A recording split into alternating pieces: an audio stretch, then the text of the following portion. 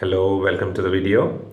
നമ്മൾ ഇന്ന് ഈ ക്ലാസ്സിൽ ചർച്ച ചെയ്യുന്നത് കഴിഞ്ഞ ക്ലാസ്സിൻ്റെ തുടർച്ചയാണ്. അതായത് Indian English novel unit 4 block 1 Indian writings in English, Indian English writing, Sreenarayana Guru open university BA ഇംഗ്ലീഷിൻ്റെ കോർ പേപ്പർ. നമ്മൾ കഴിഞ്ഞ ക്ലാസ്സിൽ ചർച്ച ചെയ്തത് ഇന്ത്യൻ ഇംഗ്ലീഷ് നോവൽ എന്ന വിഷയമാണല്ലോ. അതിൻ്റെ തുടർച്ചയായിട്ടുള്ള വിമൻ റൈറ്റേഴ്സാണ് ഇന്ന് നമ്മൾ ചർച്ച ചെയ്യാൻ പോകുന്നത്. Women novelist. Indian English literature has been enriched by the remarkable contributions of women novelists who have brought forth diverse narratives. അതായത് വ്യത്യസ്ത തരത്തിലുള്ള ആഖ്യാനങ്ങൾ, നാരേറ്റീവ്സ് മുന്നോട്ട് കൊണ്ടുവന്നുകൊണ്ട് ഇന്ത്യൻ സാഹിത്യ മേഖലയെ സമ്പന്നമാക്കി ധാരാളം സ്ത്രീ നോവലിസ്റ്റുകൾ. അവരെക്കുറിച്ചാണ് ഈ section. One of the pioneering figures in the field, in the realm is Anita Desai. പ്രധാനപ്പെട്ട പേരാണ്, അണ്ടർലൈൻ ചെയ്ത് വെക്കുക. whose novels explore the complexities of human relations, identity and cultural dichotomies.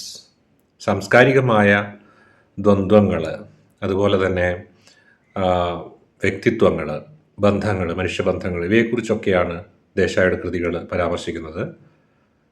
her works such as Clear Light of Day, underline ചെയ്യുക, വളരെ പ്രധാനപ്പെട്ട രചനയാണ്. അതുപോലെ fire on the mountain showcase her exquisite prose style and keen understanding of psychological nuances.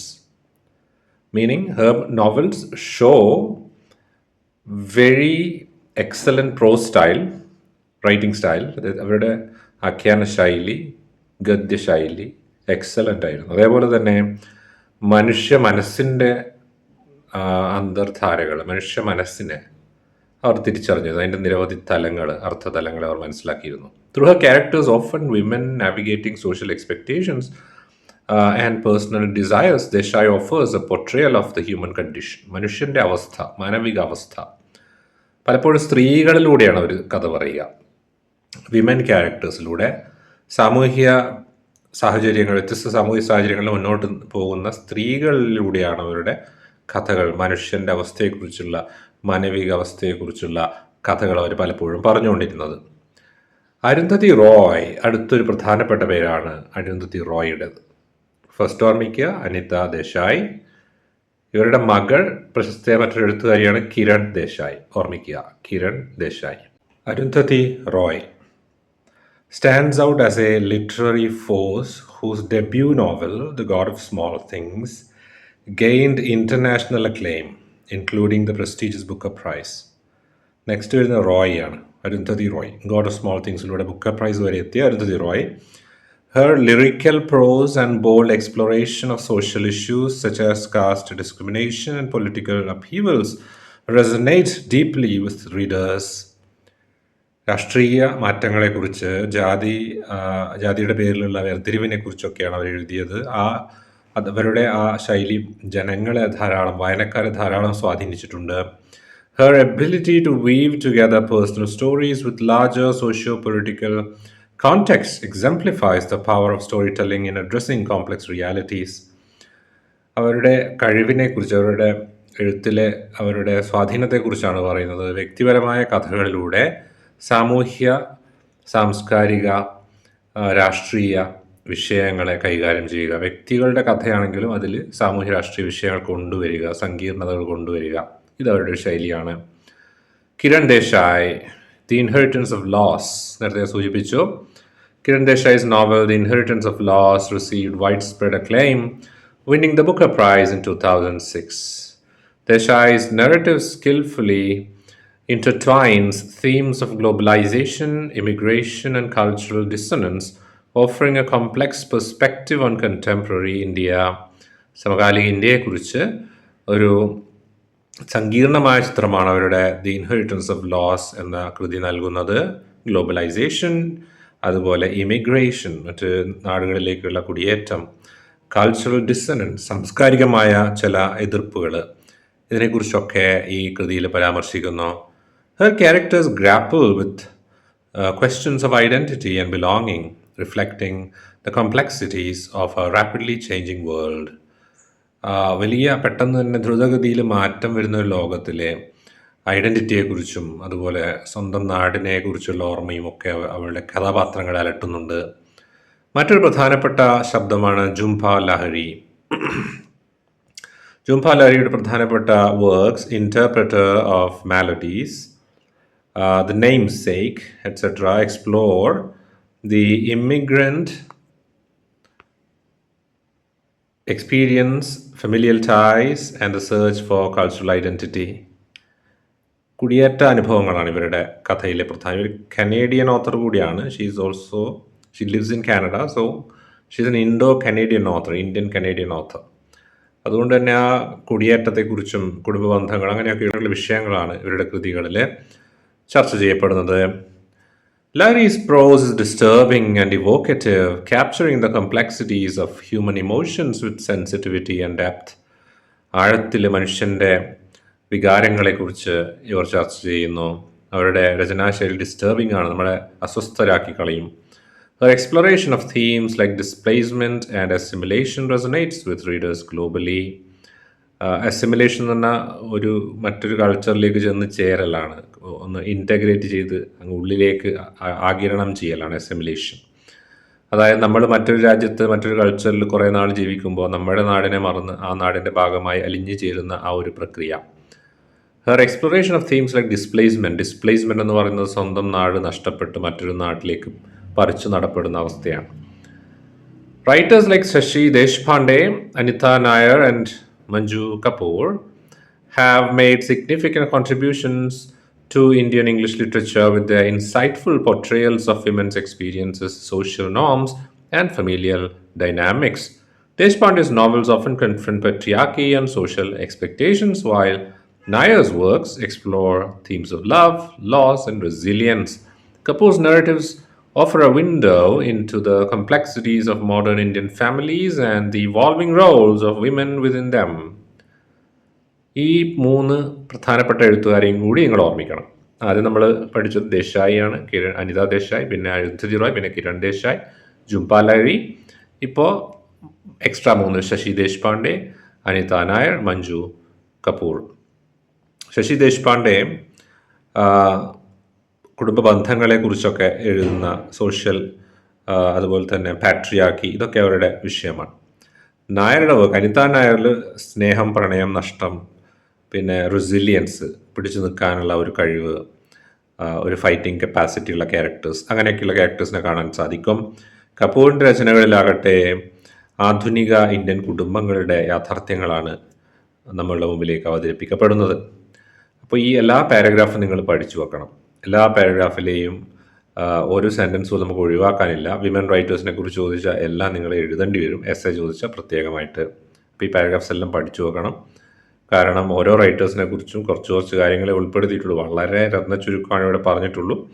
കുറേ കാര്യങ്ങൾ ഓരോ എഴുത്തുകാരെ കുറിച്ചും ഡീറ്റെയിലായി പഠിക്കുമ്പോൾ നമുക്ക് പഠിക്കേണ്ടതായിട്ടുണ്ട്. എന്നാൽ ഇവിടെ വളരെ ചുരുക്കിയാണ് പറഞ്ഞിരിക്കുന്നത്. അതുകൊണ്ട് എല്ലാം തന്നെ പഠിച്ചു വെക്കണം. മേജർ പോസ്റ്റ് കൊളോണിയൽ റൈറ്റേഴ്സാണ് നെക്സ്റ്റ്. പോസ്റ്റ് കൊളോണിയൽ എന്ന വാക്ക് സൂചിപ്പിക്കുന്നത് കോളനൈസേഷന് ശേഷം എന്നതാണ്. ഒരു രാജ്യം മറ്റൊരു രാജ്യത്തിൻ്റെ കോളണിയായി അതിൻ്റെ ആധിപത്യത്തിൽ ജീവിച്ചു കഴിഞ്ഞാൽ ആ ആധിപത്യം ഇല്ലാതാകുന്ന നിമിഷം മുതൽ പിന്നീട് അങ്ങോട്ട് അത് പോസ്റ്റ് കൊളോണിയൽ കൺട്രി ആയിട്ട് മാറുന്നു, പോസ്റ്റ് കൊളോണിയൽ നേഷനായിട്ട് മാറുന്നു. നമ്മുടെ രാജ്യം ബ്രിട്ടീഷ് കൊളോണിയൽ റൂളിൻ്റെ കീഴിലായിരുന്നു 1947 വരെ. അതിനുശേഷം അത് സ്വാതന്ത്ര്യം പ്രാപിക്കുന്നു.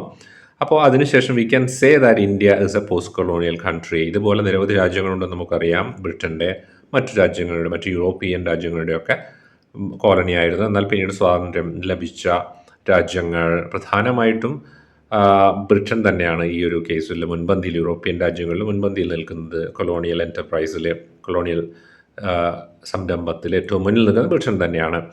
അപ്പോൾ ഇത്തരത്തിലുള്ള പോസ്റ്റ് കൊളോണിയൽ റൈറ്റേഴ്സ് എന്ന് വിളിക്കുന്ന എഴുത്തുകാർ വരുന്ന എപ്പോഴാണെന്ന് ചോദിച്ചാൽ ഒരു 1960s ശേഷം 1970s 80s തുടങ്ങുന്നത്. അതായത് ചില അമേരിക്കൻ യൂണിവേഴ്സിറ്റീസിൽ പോസ്റ്റ് കൊളോണിയൽ തിയറി എന്ന പേരിൽ 60കൾക്ക് ശേഷം ഒരു ചിന്താധാര ഉണ്ടായി വരികയാണ്. പോസ്റ്റ് കൊളോണിയലിസം എന്ന ഒരു ഇസമായിട്ട് അത് പരിണമിക്കുന്നു. അങ്ങനെ ഒരു പോസ്റ്റ് കൊളോണിയൽ സെൻസിബിലിറ്റിയുള്ള എഴുത്തുകാർ, ചിന്തകർ, കൾച്ചറൽ തിയറിസ്റ്റ്, അങ്ങനെയുള്ള കുറേ പേര് മുന്നോട്ട് വരികയാണ്. അവരുടെ കൃതികളിലൂടെ, അവരുടെ രചനകളിലൂടെ, ക്ലാസ്സുകളിലൂടെ, ലെക്ചേഴ്സിലൂടെ, പഠനങ്ങളിലൂടെ ഒക്കെ തന്നെ പോസ്റ്റ് കൊളോണിയലിസം എന്ന ഇസം ഒരു ചിന്താധാര തന്നെ ഉരുത്തിരിഞ്ഞു വരികയാണ്. ഈ ചിന്താധാരയിലേക്ക് പിന്നീട് നോവലിസ്റ്റുകളും ക്രിയേറ്റീവ് റൈറ്റേഴ്സ് കൂടി ചേരുകയാണ്.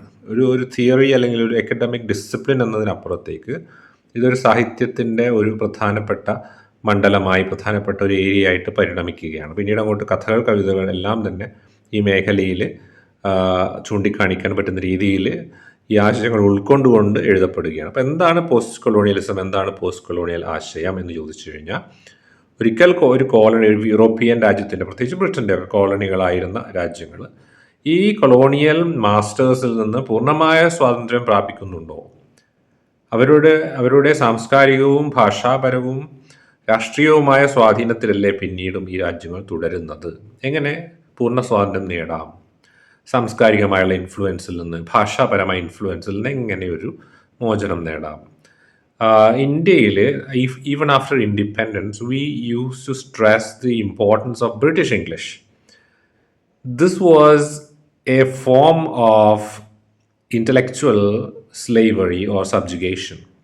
നമ്മൾ as subjects of Britain or subjects of the colonial master, നമ്മൾ എന്ത് ചെയ്യുന്നു? നമ്മളെ തന്നെ, നമ്മുടെ ഐഡൻറ്റിറ്റി തന്നെ അവർക്ക് മുന്നിൽ അടിയറ വെക്കുന്നതിന് സമാനമാണ്, തുല്യമാണ് നമുക്കുള്ള ഭാഷാപ്രേമം, ബ്രിട്ടീഷ് ഇംഗ്ലീഷിനോടുള്ള പ്രേമം എന്ന ഒരു കോൺസെപ്റ്റ് ഉണ്ട്. അത് പിന്നീട് അങ്ങോട്ട് ഒരു 90കളൊക്കെ ആകുമ്പോഴേക്ക് സാധാരണ ജനങ്ങളുടെ ഇംഗ്ലീഷിനെ, അതായത് നോർമലി സ്ട്രീറ്റ് ഇംഗ്ലീഷ് എന്നൊക്കെ പറയുന്ന സ്ട്രീറ്റ് ലാംഗ്വേജിനെ വലിയ തോതിൽ അക്കാഡമിക് വേൾഡ് യൂണിവേഴ്സിറ്റീസിലും അതുപോലെ തന്നെ മറ്റുള്ള എഴുത്തുകാരും സീരിയസ് ആയി എഴുതുന്നവരും ഒക്കെ അതിനെ അംഗീകരിക്കാൻ തുടങ്ങി. അതായത് സ്റ്റാൻഡേർഡ് ബ്രിട്ടീഷ് ഇംഗ്ലീഷിനെ മെല്ലെ ഒന്ന് തഴഞ്ഞിട്ട് ഈ ലോക്കൽ ഇംഗ്ലീഷിനെ അംഗീകരിക്കാൻ തുടങ്ങി. ലോക്കൽ ഇംഗ്ലീഷിനെ പിന്നീട് വിളിച്ച പേരാണ് ഇന്ത്യൻ ഇംഗ്ലീഷ്. ഈ ഇന്ത്യൻ ഇംഗ്ലീഷാണ് ഇന്ത്യയുടെ തനത് ഇംഗ്ലീഷ്. ബ്രിട്ടീഷ് ഇംഗ്ലീഷ് എന്ന് പറയുന്നത് കൊളോണിയൽ മാസ്റ്റർ ബാക്കി വെച്ചിട്ട് പോയ ഒരു ബാക്കി പത്രം എന്ന രീതിയിൽ കാണാൻ വേണ്ടി തുടങ്ങി. ഇതൊക്കെ ഇത്തരം കാഴ്ചപ്പാടെല്ലാം ഈ പോസ്റ്റ് കൊളോണിയൽ തിയറിയുടെ ഭാഗമാണ്. ഇതിനെ സൂചിപ്പിക്കുന്ന ഒരു കൃതി തന്നെ അല്ലെങ്കിൽ ഇതുമായി ബന്ധപ്പെടുത്താവുന്ന ഒരു കൃതിയാണ് അരുന്ധതി റോയുടെ ഗോഡ് ഓഫ് സ്മോൾ തിങ്സ്. അതിൽ ഭാഷാപരമായ ഒരുപാട് പരീക്ഷണങ്ങൾ കാണാൻ സാധിക്കും. There were several linguistic experiments in God of Small Things by Arundhati Roy, such as, for example, the use of transliteration, meaning Malayalam words used in English spelling but pronounced as Malayalam words. നമ്മൾ WhatsApp മെസ്സേജൊക്കെ അയക്കാറില്ലേ, അതുപോലെ. അപ്പോൾ Malayalam words Malayalam തന്നെയാണ്, but written in English language. And the concept behind that, എന്താണ് എൻ്റെ ആശയം എന്ന് ചോദിച്ചു കഴിഞ്ഞാൽ, when A British person, when N English speaking person reads this particular novel, he or she will understand the spelling. He might be or she might be able to read it, but they won't be able to understand the meaning of those words because they are Malayalam words. And Arundhati Roy വേറൊരു കാര്യം കൂടി ചെയ്തു. Her language was, she made conscious efforts. ബോധപൂർവ്വം അവർ ശ്രമിച്ചു in order to create a language that does not follow the standard English grammar and syntax and structure. Standard English grammar follow ചെയ്യാത്ത type ചില സെൻറ്റൻസുകൾ ഈ നോവലിൽ കാണാൻ പറ്റും. ഗ്രാമാറ്റിക്കൽ എറർ ആണോ എന്നൊക്കെ നമുക്ക് തോന്നുന്ന തരത്തിൽ. അപ്പോൾ അതും ഒക്കെ തന്നെ ഈ സ്റ്റാൻഡർഡൈസേഷൻ, അതായത് ബ്രിട്ടീഷ് സ്റ്റാൻഡർഡൈസേഷനിൽ നിന്നുള്ള ഒരു പുറംതിരിഞ്ഞ് നിൽക്കൽ അല്ലെങ്കിൽ ഒരു ഫൈറ്റ് ബാക്ക് എന്ന് പറയാം. ഇതിനെ പിന്നീട് തിയറൈസ് ചെയ്യുന്ന സാംസ്കാരിക സൈദ്ധാന്തികർ പിന്നീട് പറയുന്നത്, കൾച്ചറൽ തിയറിസ്റ്റ് പറയുന്നത്, എംപയർ റൈറ്റ്സ് ബാക്ക് എന്ന കോൺസെപ്റ്റ് ഉപയോഗിച്ചാണ്. അതായത് സാമ്രാജ്യം തിരിച്ചെഴുതുന്നു എന്നുള്ളത്. എന്ന് വെച്ചാൽ ഒരിക്കൽ ബ്രിട്ടൻ്റെ സാമ്രാജ്യത്വത്തിൻ്റെ കീഴിൽ ജീവിച്ചിരുന്ന നമ്മളെപ്പോലുള്ളവർ തങ്ങളുടെ ഇംഗ്ലീഷ് ഭാഷാ പരിജ്ഞാനം ഉപയോഗിച്ച് ഇന്ന് ബ്രിട്ടീഷ് കൊളോണിയൽ മാസ്റ്റേഴ്സിന് നമ്മുടെ സ്വാതന്ത്ര്യത്തിന് ശേഷം അവർക്ക് വായിക്കാൻ സാധിക്കുന്ന, എന്നാൽ അവർക്ക് വായിച്ചാൽ മനസ്സിലാവാത്ത തരത്തിലുള്ള ഭാഷ ഉപയോഗിക്കുന്നു. അതുവഴി അവരെ കൺഫ്യൂസ് ചെയ്യിക്കുന്നു. അതുവഴി അവരുടെ ഭാഷ ഉപയോഗിച്ച് അവരെ തന്നെ അജ്ഞതയിലേക്ക് തള്ളിവിടുന്നു. ഈ രീതിയിലുള്ള ഒരു കോൺസെപ്റ്റ്. ഇതൊരു കൾച്ചറൽ ഇൻ്റലക്ച്വൽ ഒരു കൈൻഡ് ഓഫ് ഇൻ്റലക്ച്വൽ ഗെയിമാണെന്ന് നമുക്ക് തോന്നും. But it has very very deep political implications. നമുക്കതിൻ്റെ കൂടുതലായി അതിനെക്കുറിച്ച് വായിക്കുമ്പോഴാണ് അതിലേക്ക് നമ്മൾ ഇറങ്ങിച്ചെല്ലുക. അപ്പോൾ പോസ്റ്റ് കൊളോണിയലിസത്തിൻ്റെ നിങ്ങൾക്കതിൻ്റെ ഒരു രത്നച്ചുരുക്കം വേണമെങ്കിൽ ബിഗിനിങ് തിയറി എന്ന് പറഞ്ഞിട്ടൊരു തിയററ്റിക്കൽ ബുക്ക്, തിയറി ഇൻട്രൊഡക്ഷൻ ഒരു ബുക്കുണ്ട്. നല്ലൊരു ബുക്കാണ് ബിഗിനിങ് തിയറി ബൈ പീറ്റർ ബാരിയുടേതാണ് ആ ബുക്ക്. ആ ബുക്കൊന്ന് എടുത്ത് വായിക്കുക. ലൈബ്രറികളിലോ അല്ലെങ്കിൽ നിങ്ങളുടെ ബുക്ക് സ്റ്റോളിലൊക്കെ കാണാം. ആ ബുക്കൊന്ന് വാങ്ങാൻ സാധിക്കുമെങ്കിൽ നല്ലതാണ്. ഭാവിയിൽ നിങ്ങൾക്ക് ഹയർ സ്റ്റഡീസിനൊക്കെ പോകുമ്പോൾ യൂസ്ഫുൾ ആയിരിക്കും. അല്ലെങ്കിൽ നിങ്ങൾക്ക് ലൈബ്രറികളിൽ നിന്നെടുത്ത് വായിക്കാവുന്നതാണ്. പോസ്റ്റ് കൊളോണിയലിസത്തിൻ്റെ ഒരു ബേസിക് ഐഡിയ ഒറ്റ അടിക്ക് രത്ന ചുരുക്കത്തിൽ നിങ്ങൾക്ക് വായിച്ചെടുക്കാൻ സാധിക്കും. അപ്പം നമുക്ക് തിരിച്ചു വരാം. Post colonial writers, major post colonial writers ഇവിടെ സൂചിപ്പിക്കുന്നത് എന്താണെന്ന് വെച്ച് കഴിഞ്ഞാൽ, പ്രധാനപ്പെട്ട പോസ്റ്റ് കൊളോണിയൽ അഥവാ ഞാൻ ഈ പറഞ്ഞ തിയററ്റിക്കൽ കാഴ്ചപ്പാടുകൾ വെച്ചുകൊണ്ട് തങ്ങളുടെ സാഹിത്യകൃതികളെ ചിട്ടപ്പെടുത്തിയ എഴുത്തുകാരാണ്. ഇങ്ങനെ പറയാം. അതുപോലെ തന്നെ ഒരു ഡെഫിനിഷൻ കൂടി ഇതിന് കൊടുക്കാം. അതായത് after independence, after India's colonial rule or colonial subjugation, India ഈ കൊളോണിയൽ ഭരണത്തിൻ്റെ കീഴിലായിരുന്ന നാളുകൾ പിന്നിട്ടതിന് ശേഷം പിന്നീട് വന്ന എഴുത്തുകാർ എന്ന അർത്ഥവും ഇതിന് കൊടുക്കാം, വളരെ ലാഘവത്തോടെ. എങ്കിലും ആഴത്തിലുള്ള അർത്ഥം നമ്മൾ ഓർക്കണം. അതുകൊണ്ടാണ് ഞാൻ ഇൻട്രൊഡക്ഷനായിട്ട് പറഞ്ഞത്. Now let's move on. One of the towering figures in post-colonial Indian English literature is Salman Rushdie. Salman റഷ്ദിയാണ് ഏറ്റവും പ്രഗത്ഭനായ ഉയർന്നു നിൽക്കുന്ന ഒരു എഴുത്തുകാരൻ ഈ മേഖലയിൽ. Midnight's Children, his novel, which won the Booker Prize, stands as a seminal work that intertwines magical realism with historical events, offering a picture of India's journey post-independence. സ്വാതന്ത്ര്യാനന്തര ഭാരതത്തിൻ്റെ വികസനത്തിലേക്കുള്ള ഒരു യാത്ര, രാഷ്ട്രീയപരമായ ഒരുപാട് അസന്തുലിതാവസ്ഥയുടെ യാത്ര, അതൊക്കെ ഇതിൽ പരാമർശിക്കുന്നുണ്ട്. അത്തരത്തിലുള്ള നോവലാണ് മിഡ്നൈറ്റ്സ് ചിൽഡ്രൻ. പക്ഷേ അത് സിംബോളിക്കായിട്ടും ഒരുപാട് റെഫറൻസുകളിലൂടെയൊക്കെയാണ് അത് പരാമർശിക്കുന്നത്. Rushdie's narrative style, rich in symbolism and allegory, explores the complexities of nationhood, religious diversity and political upheavals. അദ്ദേഹത്തിൻ്റെ ഭാഷാശൈലിയാണ് പ്രധാനം. അത് സിംബോളിക്കാണ്, ഒരുപാട് സിംബോളിസം ഉണ്ട് ഇതിൽ. അലിഗറി ഉണ്ട്, ചില കോൺസെപ്റ്റ്സ്, ചില ആശയങ്ങൾ മറ്റ് പേരുകളിലൊക്കെ അവതരിപ്പിക്കപ്പെടുക. അതുകൊണ്ട് അലിഗറിക്കലാണ് അദ്ദേഹത്തിൻ്റെ രചനകളെ വിളിക്കാം. നെക്സ്റ്റ് ആണ് Arundhati Roy, is another influential voice whose debut novel The God of Small Things gained international acclaim. Roy's lyrical prose and bold exploration of social issues such as caste discrimination, political corruption resonate deeply with readers. നേരത്തെ പറഞ്ഞ കാര്യം തന്നെയാണ് അരുന്ധതി റോയിയെ കുറിച്ച്. Arundhati റോയിയെക്കുറിച്ച് Booker price നേടി എന്നത് മാത്രമല്ല, ശരിക്കും പറഞ്ഞാൽ അവരുടെ കൃതിയെ നമ്മൾ വായിക്കണം. The God of small things is A highly important, very important text. നമ്മളത് വായിച്ചു തന്നെ നോക്കണം. അത് വായിച്ചിട്ട് നിങ്ങൾക്കത് വായിക്കാൻ ഇതുവരെ സാധിച്ചില്ലെങ്കിൽ I sincerely recommend you to read that book before you go for the exams. But you don't have much time probably, but try to make time and try to read The God of Small Things before you wind up this paper. വളരെ നല്ലൊരു experience കൂടിയാണ്, reading experience ആണ്. ഇനി if you don't get time now, take time after the exams and spend some time reading this book. It will be worth while. നല്ലൊരു reading experience നൽകുന്ന ഒരു പുസ്തകമാണിത്. ഈ ഗോഡ് ഓഫ് സ്മോൾ തിങ്സിൻ്റെ language ഞാൻ പറഞ്ഞല്ലോ നേരത്തെ, ലാംഗ്വേജ്, അതിൻ്റെ നറേറ്റീവ് സ്റ്റൈൽ, അതിൻ്റെ ഇന്നർ മീനിങ്, അതൊക്കെയാണ് ഇവിടെ പ്രധാനം. Amitav Ghosh, another very important person, has made significant contributions to post-colonial literature with his historical sagas and exploration of colonial legacies. Amitabh ഘോഷിൻ്റെ പ്രധാനപ്പെട്ട ഒരു സവിശേഷത ചരിത്ര നോവലുകളാണ് അദ്ദേഹത്തിൻ്റെത്. അദ്ദേഹത്തിൻ്റെ നോവലുകളൊക്കെ തന്നെ എന്താ പറയുക, ഒരു റീസേർച്ച്ഡ് ആണ്, ഹൈലി റീസേർച്ച് നോവൽസ് ആണ് അദ്ദേഹത്തിൻ്റെത്. അദ്ദേഹത്തിൻ്റെ നോവലുകളിലൂടെ ഈ കൊളോണിയൽ പാസ്റ്റിനെ കുറിച്ചൊക്കെ അദ്ദേഹം ധാരാളമായിട്ട് എഴുതിയിട്ടുണ്ട്. എല്ലാ അർത്ഥത്തിലും ഒരു പോസ്റ്റ് കൊളോണിയൽ റൈറ്റർ എന്ന് അദ്ദേഹത്തെ വിളിക്കാം. അതുകൊണ്ട് തന്നെ ദ ഷാഡോ ലൈൻസ് ഒരു പ്രധാനപ്പെട്ട എക്സാമ്പിളാണ്. ഇൻഡോ പാക് പാർട്ടീഷനും അതുപോലുള്ള കാര്യങ്ങളൊക്കെയാണ് അതിൽ വരുന്നത്. ദി ഐബിസ് ട്രിലജി, അതും മൈഗ്രേഷനെ കുറിച്ചും കൾച്ചറൽ എൻകൗണ്ടേഴ്സിനെ കുറിച്ചൊക്കെയാണ്. And the impact of imperialism on individuals and societies, എങ്ങനെ ഇമ്പീരിയലിസം, എങ്ങനെ ഈ സാമ്രാജ്യത്വ വ്യക്തികളെയും സമൂഹത്തെയും സ്വാധീനിക്കുന്നു എന്നതൊക്കെയാണ് ഈ കൃതികളുടെ പ്രധാനപ്പെട്ട പ്രത്യേകത. His research and evocative storytelling bring to life forgotten histories and marginalized voices.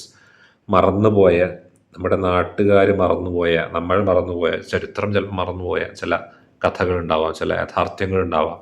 അത്തരം യാഥാർത്ഥ്യങ്ങളെ തൻ്റെ ഗവേഷണത്തിലൂടെ മുന്നോട്ട് കൊണ്ടുവന്ന്, അല്ലെങ്കിൽ അത്തരം യാഥാർത്ഥ്യങ്ങളെ ഗവേഷണത്തിലൂടെ പഠിച്ച് അതിനെക്കുറിച്ചാണ് അമിതാഭ് ഘോഷ് അധികവും എഴുതാറുള്ളത്. അദ്ദേഹത്തിൻ്റെ കൃതികളൊക്കെ തന്നെ തീർച്ചയായും ചരിത്ര പശ്ചാത്തലമുള്ളവയാണ്, ഹൈലി റീസേർച്ച്ഡ് ആണ്, വെൽ റീസേർച്ച്ഡുമാണ്. അതുകൊണ്ട് ഒരു ലിറ്റററിനെസ്സിനേക്കാൾ കൂടുതൽ ഹിസ്റ്റോറിക്കൽ സെൻസിബിലിറ്റി കൂടുതലുള്ള കൃതികളായിട്ട് തോന്നിയിട്ടുണ്ട് ഘോഷിൻ്റെ കൃതികൾ. ദ സീ ഓഫ് പോപ്പീസ് എന്ന ബൃഹത് നോവൽ വായിച്ചു തുറക്കുന്നു. ദ സീ ഓഫ് പോപ്പീസ്, അത് മനോഹരം, ഒരു ട്രിലജിയുടെ ഭാഗമാണ്. എനിക്ക് തോന്നുന്നു അതാണ് ഐബിസ് ട്രിലജിയുടെ ഭാഗമാണ്. ഫസ്റ്റ് ബുക്കാണ് ദ സീ ഓഫ് പോപ്പീസ്. എന്നെടുത്ത് വായിച്ചു നോക്കുക. അനദർ റൈറ്റർ ജുംപ ലഹരി, അഗെയിൻ വീണ്ടും അവരുടെ കാര്യം നമ്മൾ പറയുകയാണ്. പിന്നെ അടുത്തതിലേക്ക് പോകും. Writers like Vikram Seth, Kiran Desai, Rohinton Mistry have left indelible mark. Indelible mark എന്ന് പറഞ്ഞാൽ മായ്ക്കാൻ സാധിക്കാത്ത അടയാളം on Indian post-colonial literature. Seth's epic novel A Suitable Boy offers a panoramic view of post-independence India, weaving together multiple narratives with historical and social context. Desai's The Inheritance of Loss and Mysteries of Fine Balance examine the themes of displacement, inequality, and the human spirit's resilience in the face of adversity. മനുഷ്യൻ്റെ fighting സ്പിരിറ്റിനെ കുറിച്ച്, അവൻ്റെ ജീവിതത്തിലെ സമരങ്ങളെക്കുറിച്ച്, ഇനിക്വാലിറ്റിയെക്കുറിച്ച്, അതൊക്കെയാണ് അദ്ദേഹത്തിൻ്റെ പ്രധാന themes. രണ്ട് കൃതികളുടെ പേര് inheritance of loss ദേശായിയുടെ, അതുപോലെ തന്നെ ഫൈൻ ബാലൻസ്, മിസ്റ്ററിയുടെ ഫൈൻ ബാലൻസ്. രണ്ട് കൃതികളുടെ പേര്, രണ്ട് പ്രധാനപ്പെട്ട എഴുത്തുകാരാണ്. ദേശായിയുടെ, കിരൺ ദേശായിയുടെ ഇൻഹെറിറ്റൻസ് ഓഫ് ലോസ്, അതുപോലെ തന്നെ റോഹിൻടൺ മിസ്ട്രിയുടെ ഫൈൻ ബാലൻസ്. രണ്ടും ഡിസ്പ്ലേസ്മെൻറ്റ് പ്രധാനപ്പെട്ട തീമാക്കിയ കൃതികളാണ്. അതായത് ഒരു സ്ഥലത്ത് മറ്റൊരു സ്ഥലത്തേക്ക് പറിച്ചു നടപ്പെടുക വ്യക്തികൾ, ജീവിത പ്രാരാബ്ധങ്ങളുടെ കാരണവും മറ്റുമൊക്കെ ആയിട്ട്. ഇനീക്വാലിറ്റി, അസമത്വങ്ങൾ, മനുഷ്യൻ്റെ മുന്നോട്ട് പോകാനുള്ള ത്വര, ഇതൊക്കെയാണ് ഇതിലെ വിഷയങ്ങൾ. ഇനി അടുത്തത് മേജർ ഇന്ത്യൻ ഡയാസ്പോറിക് റൈറ്റേഴ്സാണ്. ഡയാസ്പോറ എന്ന് പറഞ്ഞു കഴിഞ്ഞാൽ ശരിക്ക് പ്രവാസം തന്നെ അർത്ഥം, പ്രവാസികളെ കുറിച്ചായത്, പ്രവാസ എഴുത്തുകാരാണ്. Indian diaspora is a vast and diverse community spread across the globe, and its literary voices in English have made significant contributions to the world of literature. സാഹിത്യ ലോകത്തിന് വലിയ സംഭാവന ഇവർ നൽകിയിട്ടുണ്ട്. പ്രധാനപ്പെട്ട ഒരു ഡയാസ്പോറിക് റൈറ്ററാണ് സൽമാൻ റഷ്ദി. അതെങ്ങനെയാണ് സൽമാൻ റഷ്ദി ഡയാസ്പോറിക് റൈറ്റർ ആവുന്നതെന്ന് ചോദിച്ചു കഴിഞ്ഞാൽ, അദ്ദേഹം ഒരു ഇന്ത്യൻ വംശജനാണ്. എന്നാൽ അദ്ദേഹം ജീവിക്കുന്നത് ഇംഗ്ലണ്ടിലാണ്. അദ്ദേഹം ജനിച്ചത് കറാച്ചിയിലാണ്, പാകിസ്ഥാനിലാണ്. എങ്കിലും അദ്ദേഹം പിന്നീട് ബോംബെയിലേക്ക് വന്ന് താമസിച്ചിരുന്നു. ഒരുപാട് കാലം ബോംബെയിലുണ്ടായിരുന്നു അദ്ദേഹത്തിൻ്റെ ഫാമിലി. പിന്നെയാണ് അദ്ദേഹം വിദേശത്ത് പോകുന്നത്, UK പഠിക്കാൻ പോകുന്നത്. പിന്നെ അദ്ദേഹം അവിടെ തന്നെ സെറ്റിൽ ആവുകയാണ്. പിന്നെ ജീവിതത്തിൽ പല പ്രശ്നങ്ങൾ കാരണം, രാഷ്ട്രീയ വിഷയങ്ങൾ കാരണം അദ്ദേഹത്തിന് അവിടെ ജീവിക്കേണ്ടി വരുന്നു. US തോന്നുന്നു ഇപ്പോൾ അദ്ദേഹം ഉള്ളത്, ന്യൂയോർക്കിൽ. അപ്പോൾ അങ്ങനെ ഈ രീതിയിൽ പറിച്ചു നടപ്പെട്ടൊരു വ്യക്തി തന്നെയാണ് അദ്ദേഹം. പ്രവാസ ജീവിതം നയിച്ചൊരു വ്യക്തി തന്നെയാണ്. Blending magical realism with historical events offer an exploration of identity, history and politics. രാഷ്ട്രീയമുണ്ട്, ഐഡൻറ്റിറ്റി ഉണ്ട്, പൊളിറ്റിക്സ്, ഇതൊക്കെ, അതുപോലെ തന്നെ ഹിസ്റ്ററി, ഇതൊക്കെ അദ്ദേഹത്തിൻ്റെ വിഷയങ്ങളാണ്. പിന്നെ ചിൽഡ്രൻ, ദ സറ്റാനിക് വേഴ്സസ്, ഇവയൊക്കെ തന്നെ പ്രധാനപ്പെട്ട രചനകൾ ഓർമ്മിച്ച് വെക്കുക. ജുംപ ലഹരിയും ഒരു ഡയാസ്പോറിക് റൈറ്ററാണ്. ഇൻ്റർപ്രിറ്റർ ഓഫ് മാലഡീസ് പ്രധാനപ്പെട്ട കൃതിയാണ്. പുലിറ്റ്സർ പ്രൈസ്, ഫിക്ഷനുള്ള പുലിറ്റ്സർ പ്രൈസ്, അമേരിക്കയിലെ വളരെ പ്രധാനപ്പെട്ട ബഹുമതിയാണ് പുലിറ്റ്സർ പ്രൈസ്, അത് അവർക്ക് ലഭിച്ചിട്ടുണ്ട്. അവരുടെ റൈറ്റിംഗ് സ്റ്റൈലിനെ കുറിച്ച് ഓൾറെഡി നമ്മൾ പറഞ്ഞു. Immigration, cultural identity, family relations, ഇതൊക്കെ ഉള്ളതാണെന്ന് ഓൾറെഡി പറഞ്ഞതാണ്, ആവർത്തിക്കുന്നില്ല. അതിവിടെയും ആവശ്യമുണ്ട്. അപ്പോൾ ഒരു തവണ പഠിച്ചാൽ മതി, എല്ലാത്തിനും ഉപയോഗിക്കാം. പിന്നെ namesake, unaccustomed, unaccustomed earth, ഇവയൊക്കെ അവരുടെ കൃതികളാണ്. Amitav Ghosh, the sea of poppies, ഞാൻ സൂചിപ്പിച്ച ആ കൃതിയുടെ പേരോടെ തന്നെയുണ്ട്. ഐബിസ് ട്രിലജിയിലെ കൃതി തന്നെയാണത്. River of smoke, flood of fire, ഇവയൊക്കെ ഐബിസ് ട്രിലജിയിലെ 3 കൃതികളുടെ പേരുകളാണ്. Explore the themes of colonialism, globalisation and cultural exchanges. ഈ 3 കൃതികൾ അമിതാവ് ഘോഷിൻ്റെ പ്രത്യേകം എടുത്തു പറയണം. കാരണം ഇത് പോസ്റ്റ് കൊളോണിയൽ സ്വഭാവമുള്ള കൃതിയാണ്. കൊളോണിയൽ ഭരണത്തിന് ശേഷം, അല്ലെങ്കിൽ കൊളോണിയൽ ഭരണത്തിന് ശേഷം ഒരു രാജ്യം തൻ്റെ പാസ്റ്റിനെ തിരിഞ്ഞു നോക്കുന്ന ഒരു അനുഭവമുള്ള കൃതികളാണ് ഇവയൊക്കെ തന്നെ. എങ്ങനെയാണ്, എപ്രകാരമാണ് കൊളോണിയൽ കാലഘട്ടത്തിൽ ഇന്ത്യക്കാരായ നമ്മളെ, അല്ലെങ്കിൽ ഇന്ത്യക്കാരായ നമ്മുടെ പൂർവികരെ ബ്രിട്ടീഷുകാർ ട്രീറ്റ് ചെയ്തത്, അവരെ ജോലിക്കും മറ്റുമൊക്കെ ആയിട്ട് വലിയ കപ്പലുകളിൽ വിദേശ, സിംഗപ്പൂർ പോലുള്ള രാജ്യങ്ങളിൽ പ്ലാന്റേഷൻസിലേക്ക് കൊണ്ടുപോകുന്നതും ഒക്കെ ഇതിലെ വിഷയങ്ങളാണ്. His vivid descriptions and multi-layered characters offer a panoramic view of historical events intertwined with personal stories.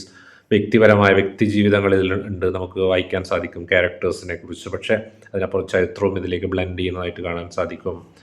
അടുത്ത് കിരൺ ദേശായിയാണ്. ഇൻഹെറിറ്റൻസ് ഓഫ് ലോസ് ആണ് പ്രധാനപ്പെട്ട രചന. Migration, culture dissonance, characters caught between worlds, grappling with their sense of belonging, സ്വന്തം നാടിനെക്കുറിച്ചൊക്കെ വളരെയധികം വേദനിക്കുന്ന characters, ഇതൊക്കെയാണ് അവരുടെ പ്രധാനപ്പെട്ട തീം. മറ്റ് ഡയാസ്പോറിക് റൈറ്റേഴ്സ്, പ്രവാസ എഴുത്തുകാർ ചിത്ര ബാനർജി, ദിവാകരൂണി, വിക്രം ചന്ദ്ര, അരുന്ധതി റോയ്, ഇവരൊക്കെ തന്നെയും അത്തരത്തിൽ എഴുതുന്നവരാണെന്ന് പറയാം.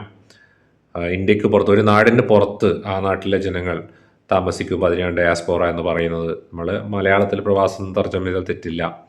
കണ്ടംപററി റൈറ്റേഴ്സാണ്, സമകാലിക എഴുത്തുകാരാണ് അടുത്തത്. Contemporary Indian writers, English writers embody a dynamic and varied literary realm presenting the complexities of present day India.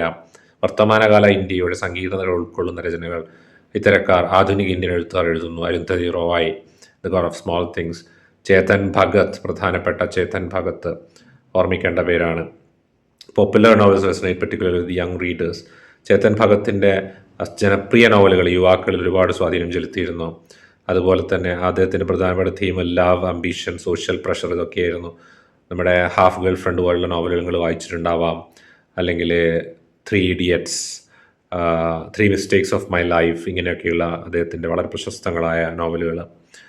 പിന്നെ Jhumpa Lahiri's narrative examines the themes of immigration, cultural identity, ഇതൊക്കെ ഓൾറെഡി പറഞ്ഞ ജുംപാ ലഹരി മേഖലയിലുള്ള ഒരു എഴുത്തുകാരിയാണ്. കണ്ടംപററി എഴുത്തുകാരി തന്നെയാണ്, ഇപ്പോൾ എഴുതുന്നുണ്ട്. അരവിന്ദ് അഡിഗ, കിരൺ ദേശായ്, മഞ്ജു കപൂർ, ഇവരൊക്കെ ഇപ്പോൾ എഴുതുന്ന എഴുത്തുകാരെ കുറിച്ച് ഓൾറെഡി പറഞ്ഞതുകൊണ്ട് വീണ്ടും ആവർത്തിക്കുന്നില്ല. ഇത്രയുമാണ് നമ്മുടെ ഇന്ത്യൻ ഇംഗ്ലീഷ് നോവൽ. അടുത്തതായിട്ട് നമ്മൾ പഠിക്കുന്നത് ഇന്ത്യൻ ഇംഗ്ലീഷ് ഷോർട്ട് സ്റ്റോറിയാണ്. നമ്മൾ അടുത്ത ക്ലാസ്സിലേക്കാണ് അടുത്തൊരു ക്ലാസ്സിൽ അതിനെക്കുറിച്ച് ചർച്ച ചെയ്യാം. അപ്പോൾ ഇന്ത്യൻ ഇംഗ്ലീഷ് നോവൽ ഇവിടെ അവസാനിക്കുകയാണ്. അപ്പോൾ ക്ലിയർ ആയെന്ന് വിശ്വസിക്കുന്നു. ഈ ക്ലാസ്സിലെ കുറിച്ച് നിങ്ങൾക്കുള്ള സംശയങ്ങൾ എന്തെങ്കിലും ഉണ്ടെങ്കിൽ കമൻറ്റ് രൂപത്തിൽ രേഖപ്പെടുത്താവുന്നതാണ്. നെക്സ്റ്റ് ക്ലാസ്സിൽ തന്നെ സൂചിപ്പിച്ചതുപോലെ ഇന്ത്യൻ ഇംഗ്ലീഷ് ഷോർട്ട് സ്റ്റോറി നമ്മൾ ചർച്ച ചെയ്യുന്നതാണ്. അപ്പോൾ ലെക്ചർ നോട്ട്സ് എഴുതിയെടുക്കുക. ഒരിക്കൽ കൂടി വീഡിയോ കണ്ട് പ്രധാനപ്പെട്ട പോയിന്റ്സ് ഒക്കെ തന്നെ നോട്ട് ചെയ്യണമെന്ന് പ്രത്യേകം ഓർമ്മിപ്പിക്കുന്നു. Have a great time. Thank you so much. God bless you. By.